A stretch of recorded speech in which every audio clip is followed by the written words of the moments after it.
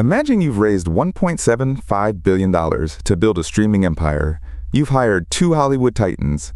You've signed A-list talent. You've engineered a technology platform built for the exact future you predicted. And then, 6 months later, you shut it all down.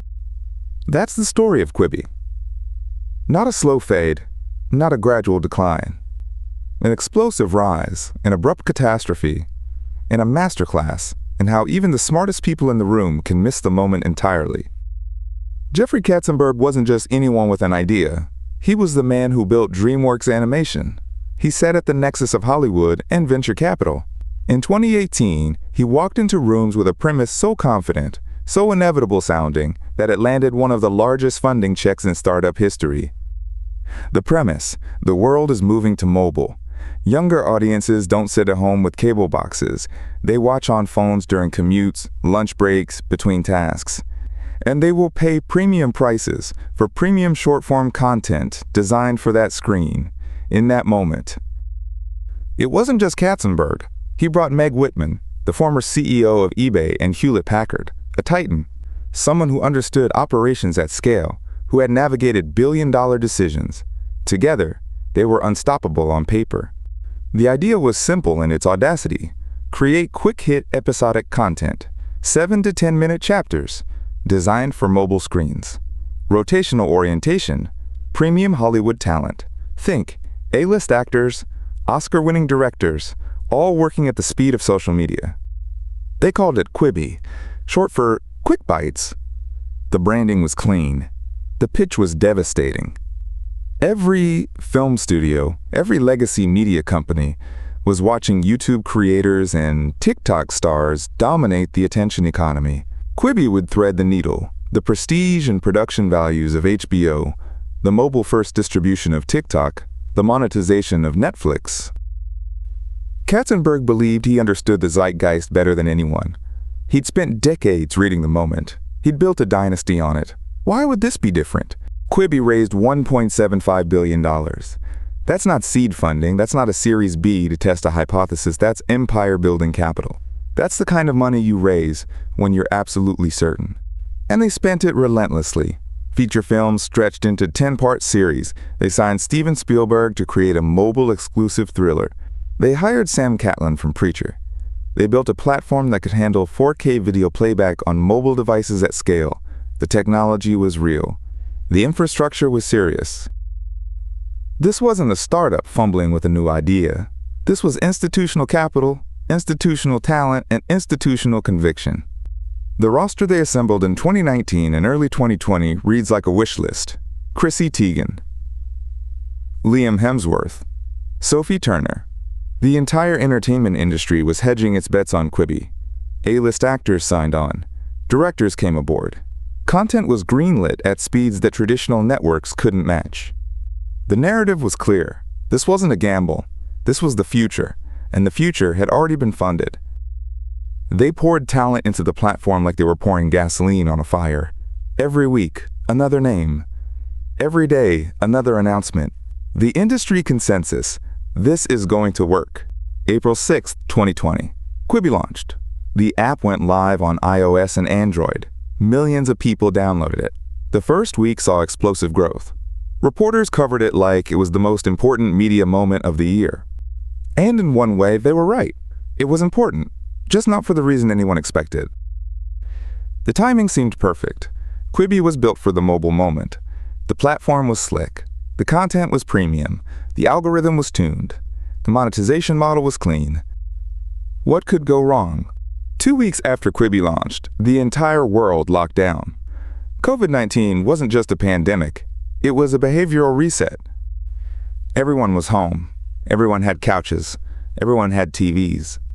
The entire premise of Quibi, that people want premium content on their phone during spare moments, evaporated overnight. Suddenly, the audience they were designed for wasn't commuting, wasn't at lunch breaks, wasn't between tasks. People were sitting at home, and they wanted to binge long-form content on large screens. This wasn't a minor headwind. This was the complete inversion of the market assumption Quibi was built on. But there's another problem that's even more brutal. TikTok exists. Instagram Reels exist. YouTube Shorts exist. And they're free. Quibi was trying to charge $4.99 a month for premium short-form content. But the same type of content, funny, snappy, engaging, created by talented people, was flooding TikTok and Reels for $0. The value proposition collapsed. Why pay for curated short-form entertainment when infinite free alternatives were a swipe away?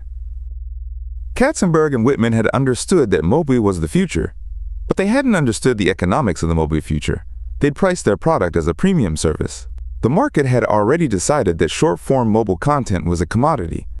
The numbers tell the story. Quibi launched to millions of downloads.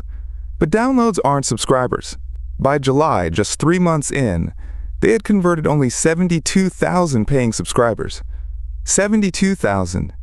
From $1.75 billion in funding, they couldn't convert more than 70,000 people to a paid subscription.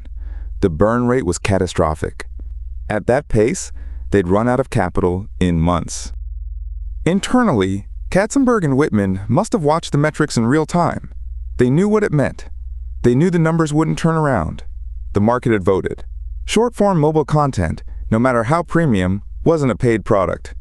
On October 21, 2020, just 6 months after launch, Quibi announced it would shut down. The statement from Katzenberg was stunning in its directness. "I'm proud to own the failure," he said. "That's a remarkable thing for a billionaire to say."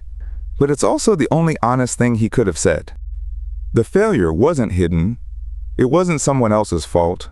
It was the failure of a fundamental premise about how the world works and what consumers want. What makes this story epic is the scale and the speed. Quibi didn't fail over 10 years. It didn't decline gradually. It was built in haste, funded in excess, and buried in months. $1.75 billion gone.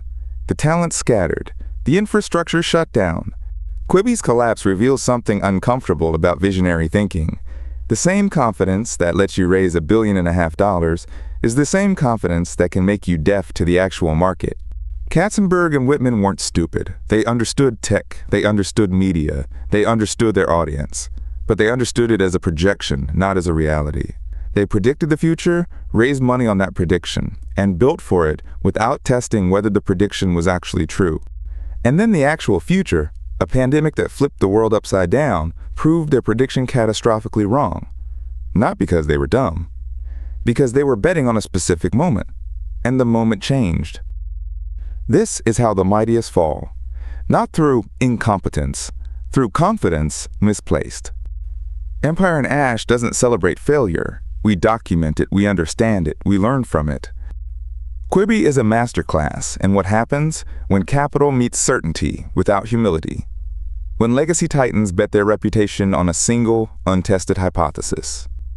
When you build for the future, you imagine instead of the future that's actually arriving. If you're watching this because you're building something, learning to question your own certainty is harder than raising venture capital.